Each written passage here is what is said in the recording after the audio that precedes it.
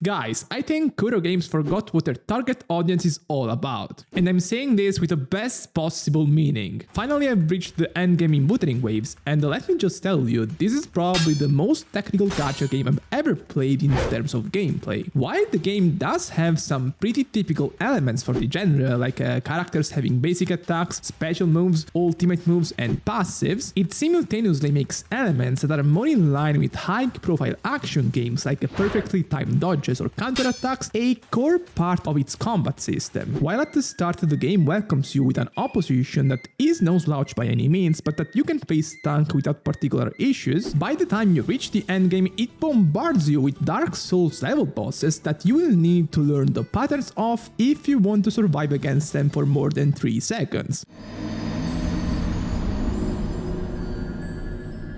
And yes, it's tough, but god is it fun. Just to summarize how the combat system works in this game, you play with a team composed by 3 characters at most. Each of these characters has its own element and also a specific role that is defined by the various abilities they have. Some characters can be utility based as they come with supportive buffs for allies, grouping effects, survivability effects, and things like those in general. While of course other characters can be more damage oriented, and those are your DPS. The synergy between these characters and the team is generated through the auto skill, basically a passive that takes effect once the character is swapped out, granted one condition is fulfilled. This condition is filling this circular bar you see right here. This bar will keep filling as you use basic attacks, special moves, ultimate moves, or if you perform perfectly timed dodges and counterattacks. Plus, not only characters have an auto skill, but also an intro skill. Basically, an ability that is used by the active character if that same bar I just talked to you about is completely filled at the moment he gets swapped in. This intro skill will also reduce the toughness of the opponent. In fact, these stronger opponents can have a second health bar that is basically an armor that reduces the damage they take on the main one. Once that armor is taken down, they get stunned for a few seconds, and after that they regain the armor completely. Generally, to take down these opponents quickly, you will need to repeatedly take care of this armor bar. So basically, fulfilling the one condition to use the auto and intro skill is an essential part of Wuthering Wave's combat system. And now let's focus on the perfectly timed dodges and counterattacks, since the basic attacks, special moves, ultimate moves are just kinda obvious. The perfectly timed dodge is a special animation that will activate if you press the dash button right as the opponent is going to attack you. This will generate an invincibility frame for your character for a fraction of a second and also fill the auto bar significantly. The counterattack works very similarly because it's also timing based. Basically, to pull it off, you will have to hit your opponent right as he's about to hit you himself. The counterattack isn't possible against every attack, but when it is, the enemy will have a yellow circle surrounding him. Compared to the perfect dodge, other than filling the auto bar, it will also stun the opponent and reduce his toughness bar. So it's definitely the better tech to use, and on top of that it feels amazing, but on the flip side it's harder to execute. Usually it's up to you to decide if you're more comfortable with dodging an attack as opposed to use a counter attack, but in my experience, dodging an attack that I knew I could pull off a perfect counter attack from if I paid even a tiny bit more attention consistently made me feel like a pussy. As I implied earlier, in the early game these effects are pretty nice to look at and also quite useful, but when you reach the end game, they turn into your only chance for survival pretty fast. So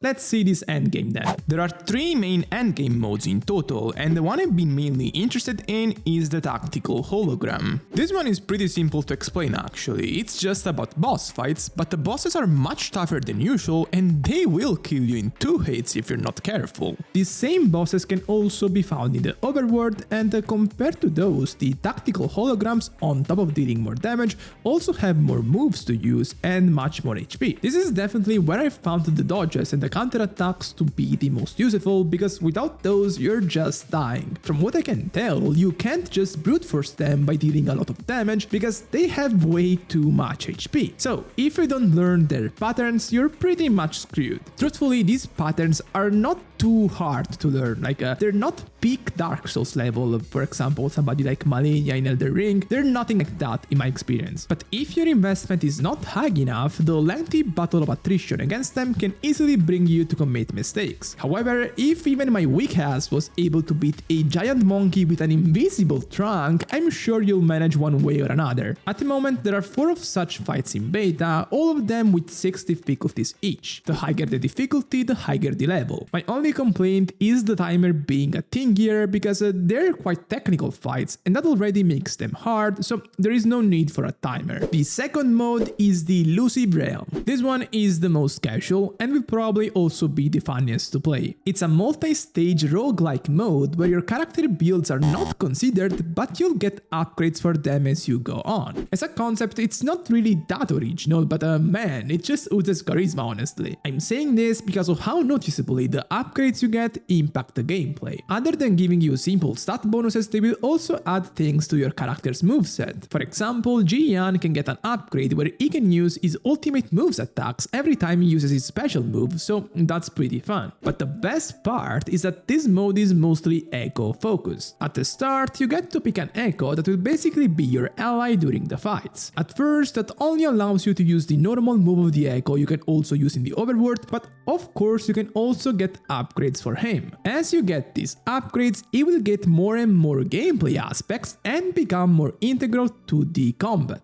to the point you can even manually control him in battle, and that's amazing. So basically this mode is the perfect change of pace from the usual routine of the game. The third mode is probably the most boring one, because it's an abyss type mode where you face multiple stages and you need to clear them within a specific limit of time to get the maximum rewards. It's boring because it's pretty classic and standard, really. Just like in Genshin, you will need multiple teams to clear this, because one team can be used to clear every stage. However, the one positive aspect here compared to Genshin is that you don't have to use fixed teams. Whenever you start a level of this mode, each character gets a maximum of 10 vigor. After completing a stage, every one of those characters will lose a set amount of vigor. Once the vigor count on a character reaches 0, you can't use him anymore for that level. From what I've seen, one character only has enough vigor to completely clear one wing of the level. A level can have even 2 or 3 wings, so yeah. One team definitely won't be enough. But as I was saying, the good thing is that you can select any character you want for each stage. This is good because it allows you to strategize for the specific matchup much more specifically. For example, a wing can have a stage that prioritizes AoE damage more and a stage that prioritizes single target damage more, and you can strategize for both singularly. But yeah, overall, it's definitely not that exciting, but the game combat system is still fun enough that it won't be completely boring. So all in all, I'm definitely satisfied with the combat system and endgame of Wuthering Waves. It's definitely leaning on the hardcore side, but still I think they made a good job at balancing stuff. If you enjoyed this video, make sure to subscribe and also go check the ecosystem analysis I made a few days ago. And peace!